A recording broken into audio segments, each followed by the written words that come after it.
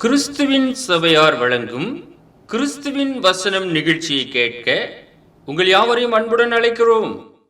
கிறிஸ்துவின் வசனம், இது கிறிஸ்தவர் கீதம். பரிசுத்த வேதம் பறைசாற்றும் வசனம், கிறிஸ்துவின் வசனம், இது கிறிஸ்தவர் கீதம். கிறிஸ்துவின் சபையார் வாழ்த்தி வழங்கும் கிறிஸ்துவின் வசனம், இது கிறிஸ்தவர் கீதம்.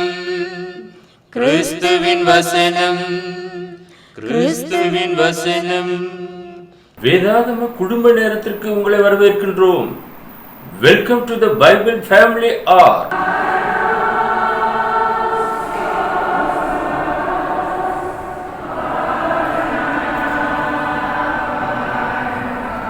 நம்முடைய ஆண்டவரும் இரட்சகருமாகிய இயேசு கிறிஸ்து சொல்லியிருக்கிறார், வேத வாக்கியங்களை ஆராய்ந்து பாருங்கள், அவைகளால் உங்களுக்கு நித்திய ஜீவன் உண்டென்று எண்ணுகிறீர்களே, என்னை குறித்து சாட்சி கொடுக்கிறவைகளும் அவைகளே என்று. யோவான் எழுதின சுவிசேஷம் 5வது அதிகாரம் 39வது வசனம். எனவே நாமும் வேத வாக்கியங்களை ஆராய்ந்து கற்றுக்கொள்ளுவோம். அன்பானவர்களே, இயேசு கிறிஸ்து தூய பரிசுத்த நாமத்தினாலே உங்கள் வாழ்த்துதல் சொல்கிறோம். இன்றைய நாளிலே வத்தலோடு கிறிஸ்துவின் சபை போதகர் அர்ஜுன் ஐயா கர்த்தருடைய செய்தியை கொடுக்கும்படியாக அந்த செய்தியை கேட்டு எல்லோரும் ஆசீர்வாதத்தை பெறும்படியாக கேட்டுக்கொள்கிறோம். அன்பானவர்களே, வேதாகம குடும்பங்கள் நேர நிகழ்ச்சிக்கு உங்கள் யாவரையும் நம்முடைய ஆண்டவராக இயேசு கிறிஸ்துவின் பரிசுத்தமான நாமத்தில் வாழ்த்தி வரவேற்பதிலே மிகுந்த மகிழ்ச்சி அடைகிறோம். இன்றைக்கு லேவியின் குடும்பத்தை குறித்து நாம் தியானம் செய்யும்படியாக இருக்கிறோம். The family of Levi. யாக்கோபுக்கும் லேயாளுக்கும் பிறந்த 3வது மகன் என்று ஆதியாகமம் 29வது அதிகாரம் 34வது வசனத்திலே நாம் வாசிக்கிறோம். பின்னும் அவள் கர்ப்பவதியாகி ஒரு குமாரனை பெற்று, என் புருஷனுக்கு 3 குமாரரை பெற்றபடியால் அவர் இப்போது என்னோடு சேர்ந்திருப்பார் என்று சொல்லி அவனுக்கு லேவி என்று பெயரிட்டார். இந்த 3 குமாரரை பெற்றெடுத்து இந்த 3 குமாரருக்கும் அவள்தான் பேர் வைத்திருக்கிறார். அன்பானவர்களே, இந்த காரண பெயர்களை நாம் பார்க்கும்போது மிகவும் ஆச்சரியமாக நமக்கு இருக்கும். லேவி என்றால் இணக்கமானவன் என்று அர்த்தம். இணக்கமானவன் என்று அர்த்தம் லேவி. இந்த கோத்திர பிதாக்களிலே லேவி கர்த்தராலே தேர்ந்தெடுக்கப்பட்ட ஒரு மனுஷனாக இருந்தார். அவருடைய பணிக்காக இந்த லேவியை மாத்திரம் பிரித்தெடுக்கிறார், அந்த லேவி கோத்திரத்தை என்று நாம் வாசிக்கின்றோம். ஆனால் இவனுக்கு சகோதரரோடு கூட சுதந்திரம் இல்லை. 11 கோத்திர பிதாக்கள் இருக்கிறாங்க, ஆனால் இவனுக்கு மாத்திரம் சுதந்திரம் இல்லை. உபாகமம் 10வது அதிகாரம் 9வது வசனம். ஆகையால் லேவிக்கு அவன் சகோதரருடைய பங்கும் சுதந்திரமும் இல்லை. உன் தேவனாய கர்த்தர் அவனுக்கு சொன்னபடி கர்த்தரே அவனுக்கு சுதந்திரம். ஒரு பெரிய ஆசீர்வாதம். உலக பிரகாரமான இந்த சம்பத்துகள் இல்லாவிட்டாலும் கர்த்தரே அவனுக்கு சுதந்திரமாக இருந்தார். எத்தனை ஆசீர்வாதமான காரியம்! லேவி அவருடைய பணியை செய்யத்தக்கதாக அந்த கோத்திரத்தை மாத்திரம் தெரிந்தெடுத்தார் என்று பார்க்கிறோம். அவங்க வேலை எல்லாமே கர்த்தருடைய சமூகத்திலே பணி செய்கிற வேலை தான். அன்பான ஊழியக்காரனே, நீ கர்த்தருடைய பணியை செய்து கொண்டிருக்கிறாய். உன்னதமான தேவனுடைய ஊழியக்காரனாக இருக்கின்றாய். அதை ஒருபோது நீ மறந்து போகாதே. கர்த்தரே உனக்கு சுதந்திரம். தீர்க்கதரிசிகளை பாருங்க, கர்த்தருடைய வார்த்தையின்படியாக தீர்க்க தரிசனம் சொன்னார்கள். அவங்க வேலையே அதுதான். ராஜாக்களுக்கே அறிவித்தார்கள். அந்த ராஜ்யம் அந்த வார்த்தைகளை கேட்டு தங்களை மாற்றி அமைத்துக் கொண்டார்கள். அந்த ராஜ்யம் சிறப்பாக இருந்தது. எத்தனையோ ராஜாக்கள் காலத்திலே எத்தனையோ தீர்க்கதரிசிகள் பிதாவாகிய தேவன் எழும்ப பண்ணினார். கடைசியாக யோவான் ஸ்நானகன், அதுதான் இறுதியான ஒரு தீர்க்கதரிசி. அதற்கு பின்பதாக ஆண்டவராக இயேசு கிறிஸ்து வருகிறார். ஆக தீர்க்கதரிசிகள் மூலமாக திருவலம் பெற்று கொண்டு வந்த தேவன் கடைசி நாட்களில் குமாரன் மூலமாக திருவலம் பற்றினார். இவரை சர்வத்திற்கும் சுதந்திரவாளியாக நியமித்தார் என்றெல்லாம் நாம் எபிரேய புத்தகத்திலே நாம் வாசிக்கிறோம். இந்த லேவிக்கு கிடைக்கப்பட்ட அந்த பணியானது மிக சிறப்பான ஒரு பணி, கர்த்தருடைய பணி. கர்த்தருடைய பணியை நீங்கள் செய்யும்படியாக அழைக்கப்பட்டவர்களாக இருப்பீர்கள் என்றால் சந்தோஷமாக அதை செய்யுங்கள். அவரே உங்களுக்கு சுதந்திரம். வேற எதை குறித்து கவலை கொள்ளவே கூடாது. லேவிக்கு அப்படிப்பட்டதான ஆசீர்வாதங்கள் இருந்தது. மற்ற 11 கோத்திர பிதாக்கள் அங்கே ராஜ்யங்களை பிடித்தார்கள், அவைகளை பங்கிட்டு கொண்டார்கள், அவைகளை ஆண்டு கொண்டார்கள். ஆனால் இந்த 11 கோத்திர பிதாக்களுக்கும் ஆசரிப்பு கூடாரத்தில் வேலை செய்யக்கூடிய ஒரு கோத்திரம் எதுவென்றால் லேவி கோத்திரம். இரண்டாவது, இஸ்ரவேலிலே இவர்கள் எண்ணப்படாதவர்கள். மற்ற 11 கோத்திரங்களே எண்ணினார்கள், ஆனால் இவங்க மட்டும் எண்ணப்படாத ஒரு கோத்திரம். என்ன வேண்டாம் என்று சொல்லிட்டார். என்னாகமும் 1வது அதிகாரம் 47வது வசனம். லேவியர் தங்கள் பிதாக்களுடைய கோத்திரத்தின்படியே மற்றவர்களுடனே எண்ணப்படவில்லை. என்னாகமும் என்றாலே எண்ணிக்கையை குறித்து சொல்லுகிறதான புஸ்தகம். அதான் என்னாகமும். ஆகமங்கள் புத்தகங்கள். என்னாகமும் எண்ணிக்கையை குறித்து சொல்லக்கூடிய புத்தகம். இந்த புத்தகத்திலே நாம் வாசிக்கிறோம் தெளிவாக, லேவியர் தங்கள் பிதாக்களுடைய கோத்திரங்களின்படியே மற்றவர்களுடனே எண்ணப்படவில்லை. மற்ற 11 கோத்திரத்தை எண்ணினாங்க, தொகையிட்டாங்க. ஆனால் இந்த கோத்திரத்தை எண்ணவில்லை. ஏனென்றால் கர்த்தரே அவர்களுக்கு சுதந்திரம், தேவனே அவர்களை தேர்வு செய்தார். அந்த பணிக்காக அவர்களை நியமிச்சிருக்கிறார். பழைய ஏற்பாட்டு காலத்தில் கிறிஸ்து வரைக்குமாக அந்த பணியை அவர்கள் செய்து கொண்டு வந்தார்கள் என்று நாம் அறிந்து கொள்கிறோம். உபாகமம் 21:5 நாம் வாசிக்கும் போது, உன் தேவனாகிய கர்த்தர் தமக்கு ஆராதனை செய்யவும் கர்த்தருடைய நாமத்தினாலே ஆசீர்வதிக்கவும் லேவியின் குமாரராகிய ஆசாரியரை தெரிந்து கொண்டபடியால் அவர்களும் அத்தருணத்தில் வந்திருக்க வேண்டும். அவர்கள் வாக்கின்படியே சகல வழக்கும் சகல காயச்சேதமும் தீர்க்கப்பட வேண்டும். ஒரு முக்கியமான போஸ்டிங்கில் அவர்களை வைத்திருந்தார். இஸ்ரவேலர்கள் 6 லட்சத்திற்கும் மேற்பட்டவர்கள் என்று நாம் பார்க்கிறோம். அவர்களை எல்லாம் சரியாக வழிநடத்தக்கூடிய ஒரு பொறுப்பை இந்த லேவி கோத்திரத்திற்கு கொடுத்திருந்தார். அன்பானவர்களே, அவர்கள் மிக சிறப்பாக இந்த வேலைகளை செய்தார்கள். ஆராதனை செய்யவும், கர்த்தருக்கு ஆராதனை செய்ய வேண்டும். மற்றவர்கள் அந்த பணியை செய்யக்கூடாது, தொடக்கூடக்கூடாது. ஆசரிப்பு கூடாரமாக இருக்கட்டும், உடன்படிக்கை பெட்டியாக இருக்கட்டும், அவைகளை சுமந்து கொண்டு செல்வதும் இந்த லேவி கோத்திரத்தார் மாத்திரம்தான் இது பண்ணணும். மற்ற யாருமே தொடக்கூடாது. ஊசா கூட ஒரு முறை மாடுகள் மிரண்டபடினாலே அந்த பெட்டியை தொட்டான், அவன் மரித்து போகிறான். அந்த அளவுக்கு தேவன் மிகவும் ஸ்ட்ரிக்டாக அங்கே இருக்கிறதை நாம் பார்க்கிறோம். இவங்க தான் அந்த வேலையை செய்யணும், மற்றவங்க யாருமே செய்யக்கூடாது. பழைய ஏற்பாட்டு காலத்திலே அவ்விதமாக ஒரு கோத்திரத்தையே தேவன் தம்முடைய பணிக்காக பிரித்தெடுத்திருக்கிறார். கர்த்தருடைய நாமத்தினாலே அவர்களை ஆசீர்வதிக்க வேண்டியது இவர்கள் தான். மற்ற எல்லாருமே ஆசீர்வாதம் போட்டு விட முடியாது. லேவி கோத்திரத்தார் தான் அதை செய்யணும். தெரிந்தெடுத்திருக்கிறார் என்று பார்க்கிறோம். அவங்க தான்.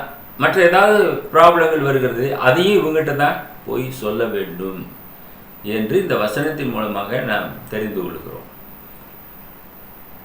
இவங்க எண்ணப்பட்ட ஆண்கள், அதாவது இந்த கோத்திரம் பிரித்து ஆண் மக்கள் எத்தனை பேர் அந்த வேலையினுடைய பணிகளை செய்யத்தக்கதாக அவர்கள் எண்ணப்பட்டார்கள். என்னாகவும் 4வது அதிகாரம் 43வது வசனம். 30 வயது முதல் 50 வயது உள்ளவர்கள் எல்லாரும் எண்ணப்பட்டார்கள். எதற்காக? கர்த்தருடைய பணியை செய்வதற்காக. அந்த வேலையை செய்வதற்கு 30 வயது தான் சரியான வயது. அதுலேருந்து 50 வயசு தான், அதுக்கு மேலே கிடையாது. அப்போ 20 ஆண்டுகள் அவர்கள் பணி செய்ய வேண்டும். சரியான ஒரு வயது, நல்ல வேலை செய்யக்கூடிய ஒரு வயது. 50 வயதுக்கு மேலாக எல்லாமே சோர்ந்து போக ஆரம்பிச்சிருவாங்க, சரீரம் பலவீனப்படும். 30க்கு முன்னாடியும் வேண்டாம்.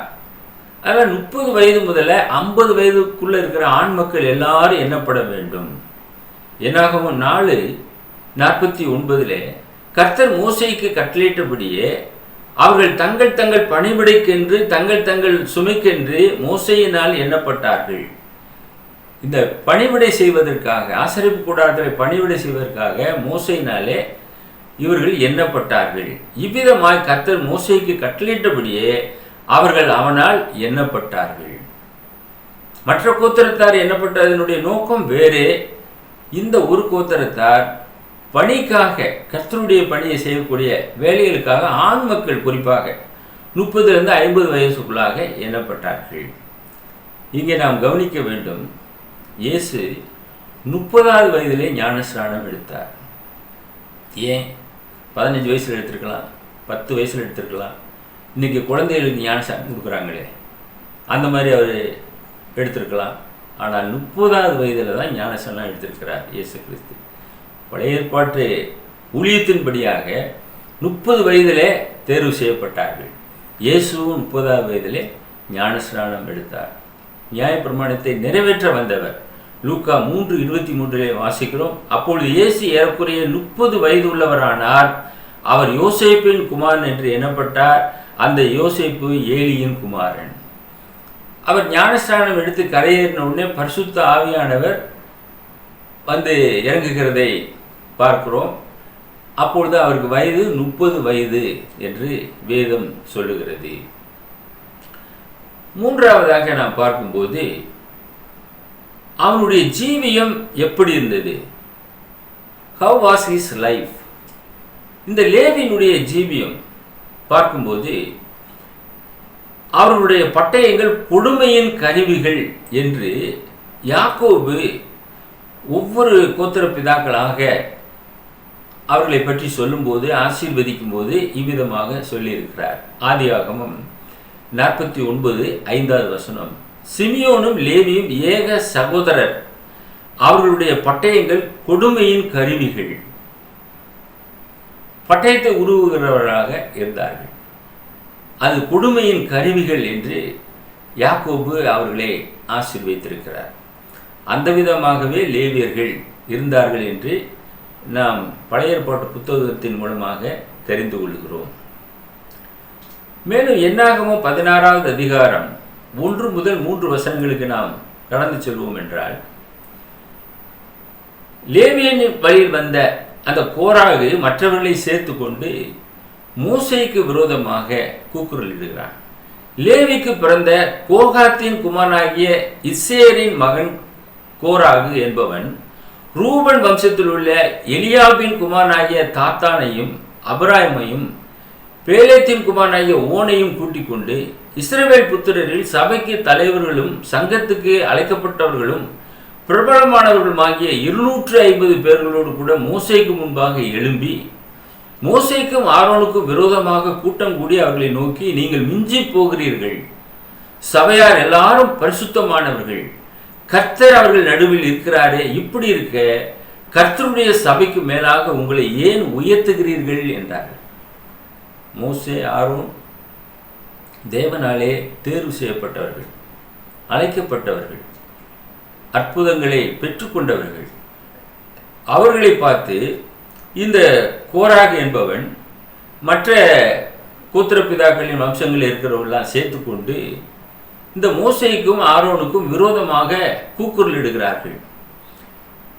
சபையார் எல்லாரும் பரிசுத்தமானவர்கள், கர்த்தர் அவர்களுடைய நடுவிலே இருக்கிறார், இப்படி இருக்க நீங்க கர்த்தருடைய சபைக்கு மேலாக உங்களை உயர்த்துகிறீர்கள்.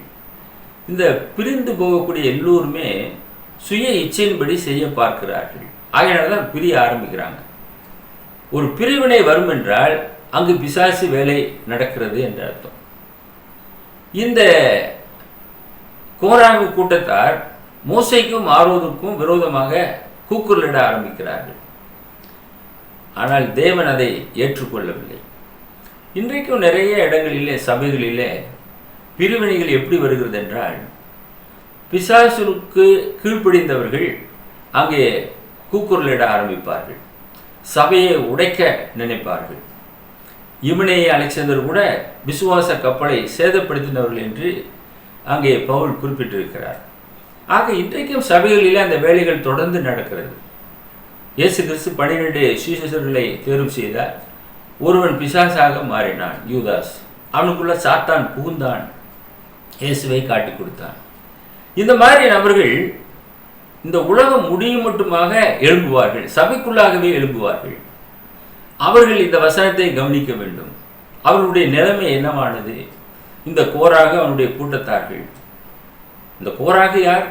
லேவியின் வம்ச வழியிலே வந்தவன் தான். கோகாத்தின் குமாரனாகிய இசேயாரின் மகன் கோராகு. அவன் தான் இந்த வேலையை செய்திருக்கிறான்.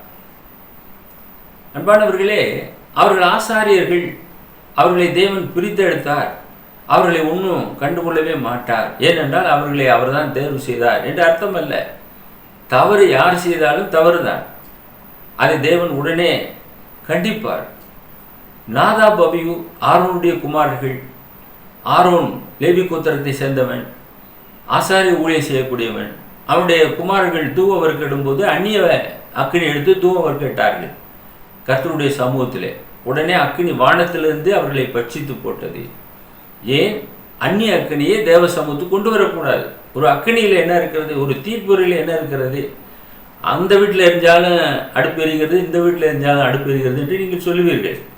ஆனால் அந்த அடுப்பு எரியக்கூடிய அந்த அக்கினி இங்கே வரக்கூடாது என்று தேவன் சொல்லுகிறார். விக்கிரகங்களுக்கும் தேவனுக்கும் சம்பந்தமே கிடையாது. பரிசுத்தத்திற்கும் அசுத்தத்திற்கும் ஏது சம்பந்தம்? அஞ்ஞானிகள் பேய்களுக்கு பலியிடுகிறார்கள். அஞ்ஞானிகளோடு நாம் ஐக்கியமாக இருக்கக்கூடாது, விலகி இருக்க வேண்டும். அந்த அந்நிய அக்கினியை கொண்டு வந்தபடினாலே நாதாப், அபியூ கர்த்தருடைய சமூகத்தில் செத்து போனார்கள். ஆக இந்த கோராகு மோசேக்கோ ஆரோனுக்கு விரோதமாக கூட்டம் கொடுக்கிறான். அவர்களை நோக்கி நீங்கள் மிஞ்சி போகிறீர்கள் என்ற ஒரு வார்த்தையை சொல்கிறான். இன்றைக்கு அநேக வார்த்தைகளை அள்ளி வீசக்கூடிய அநேகரை நாம் பார்க்கிறோம். வாயின் வார்த்தைகளை குறித்து நாம் பொதுவாக கவனமாக இருக்க வேண்டும். ஏனென்றால் தேவன் அவைகளை கேட்டுக்கொண்டிருக்கிறார் என்று நாம் அறிகிறோம். நான்காவதாக, அவனுடைய முடிவு எப்படி இருந்தது? How was his end? அவருடைய முடிவு எப்படி இருந்தது? லேவியானவன் 137 வருஷம் உயிரோடு இருந்தான் என்று யாத்திராகமம் 6வது அதிகாரம் 16வது வசனத்திலே வாசிக்கிறோம். உற்பத்தி கிரமப்படி பிறந்த லேவியின் குமாரனுடைய நாமங்களாவன கெர்சோன், கோகாத், மெராரி என்பவர்கள். லேவி 137 வருஷம் உயிரோடு இருந்தான். 137 வருஷத்திலே அவன் மரித்து போகிறான். அவனுடைய 3 குமாரர்களை பற்றி சொல்லப்பட்டிருக்கிறது. முக்கியமானவர்கள் கெர்சோன், கோகாத், மெராரி. இவர்கள் தான் அவனுடைய குமாரர்கள். அன்பானவர்களே, ஒவ்வொரு கோத்திரமும் கர்த்தருக்குள்ளாக வளர்ந்து பெருகினது. அதே போல் இந்த லேவியானவனும் வளர்ந்து பெருகினான். அவனுடைய அந்த சந்ததி கர்த்தருடைய பணியை செய்யக்கூடியவர்களாக இருந்தார்கள். அநேகர் கீழ்ப்படியாமையினாலே மரித்து போனார்கள் என்று பார்க்கிறோம்.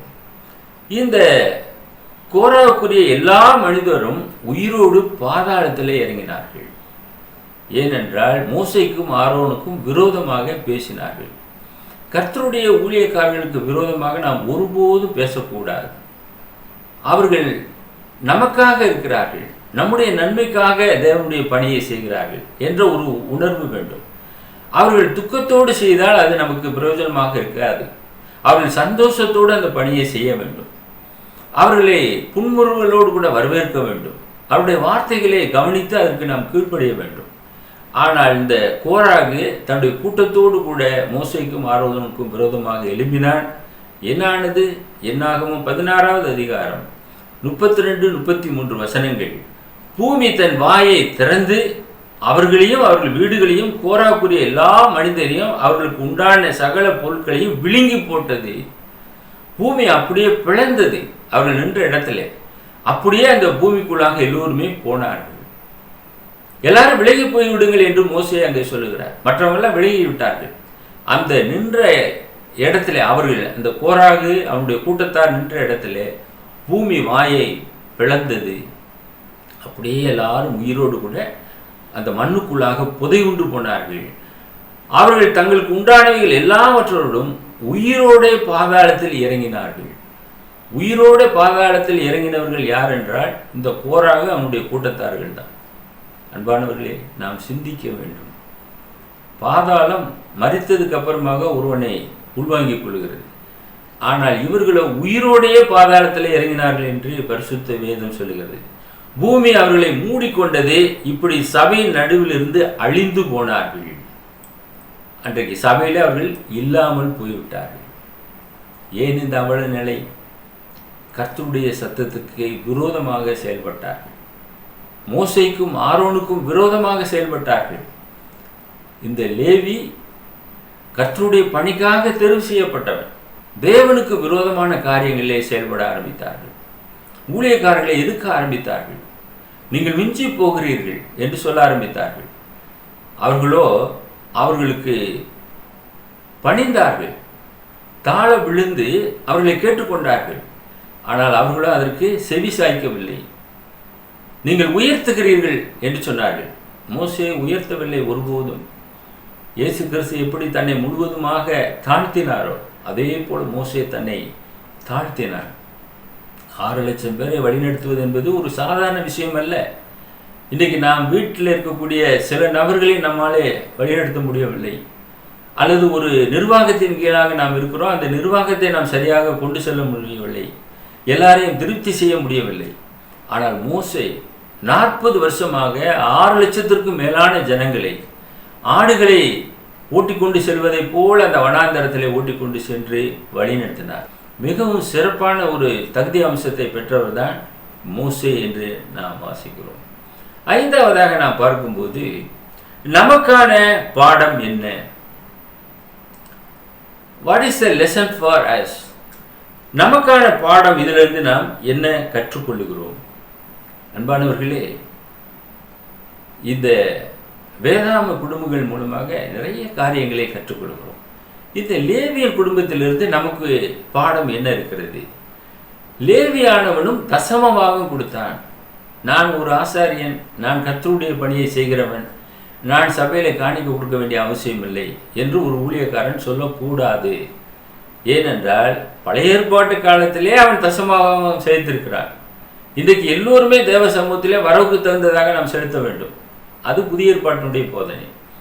இவன் தசமபாகம் கொடுத்தான். எப்படி?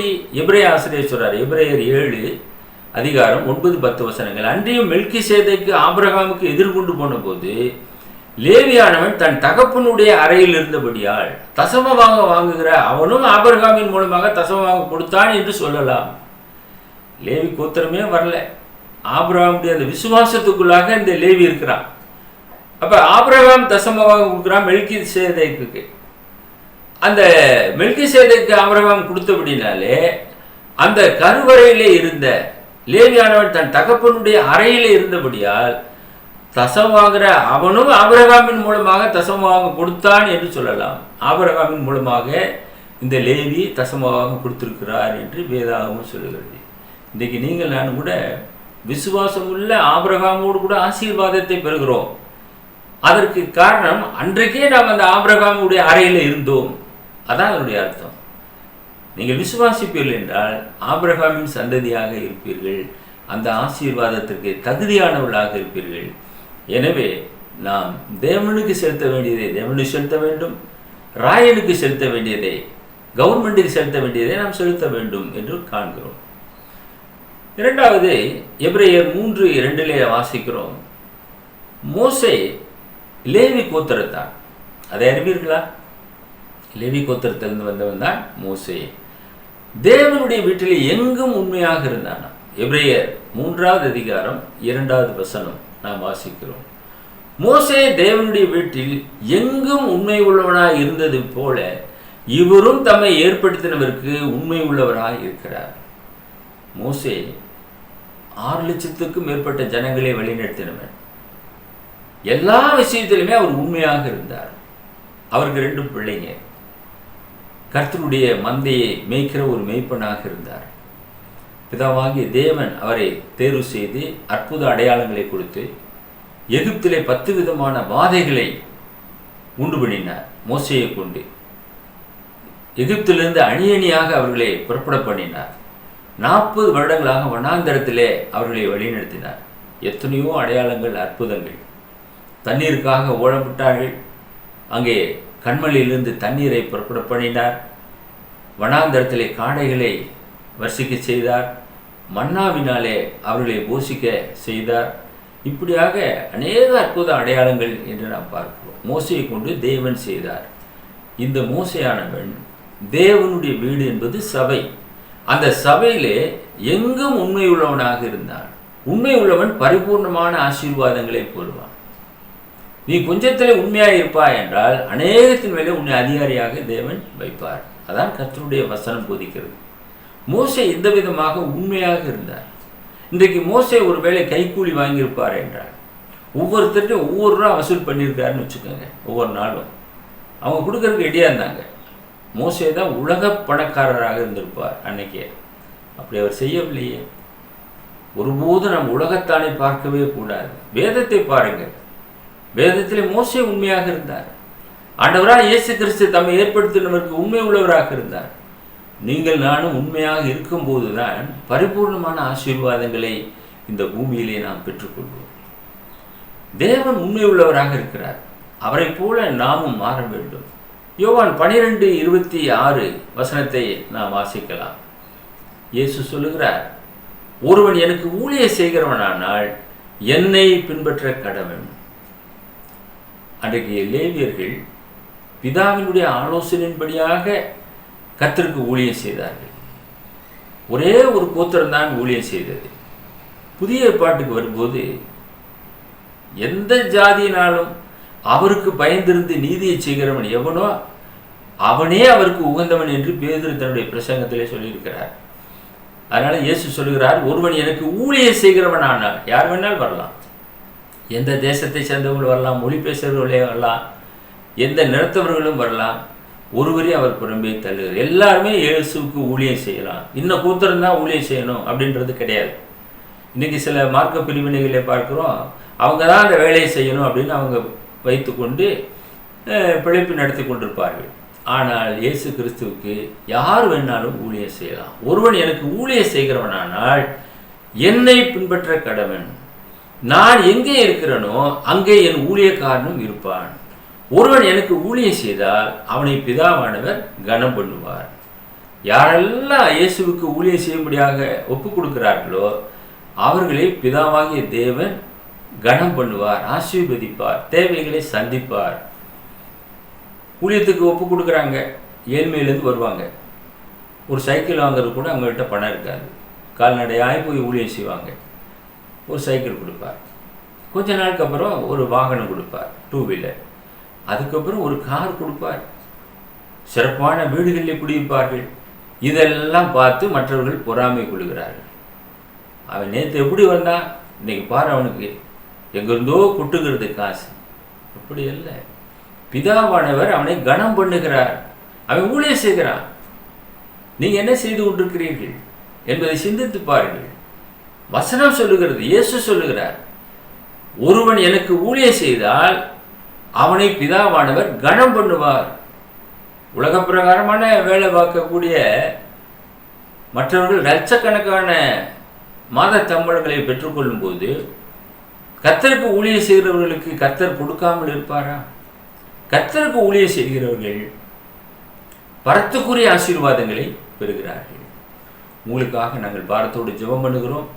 எங்களை நேசித்து வழிநடத்துகிற பரலோகத்தின் பிதாவே, லேவி கோத்திரத்தை பிதாவாகிய தேவன் தேர்வு செய்ததைப் போல இன்றைக்கு புதிய ஏற்பாட்டின் காலத்தில் வாழுகிறதான நாங்கள் உமக்கு ஊழியம் செய்யவும், உம்முடைய குமாரனாகிய இயேசு கிறிஸ்துவினுடைய காரியங்களை நாங்கள் செய்து நிறைவேற்றவும், சுவிசேஷ ஊழியத்தை செய்து நிறைவேற்றவும் எங்களை இயேசுவின் நாமத்தினாலே நீர் தெரிந்து கொண்ட தயவுக்காக நாங்கள் நன்றி செலுத்துகிறோம்.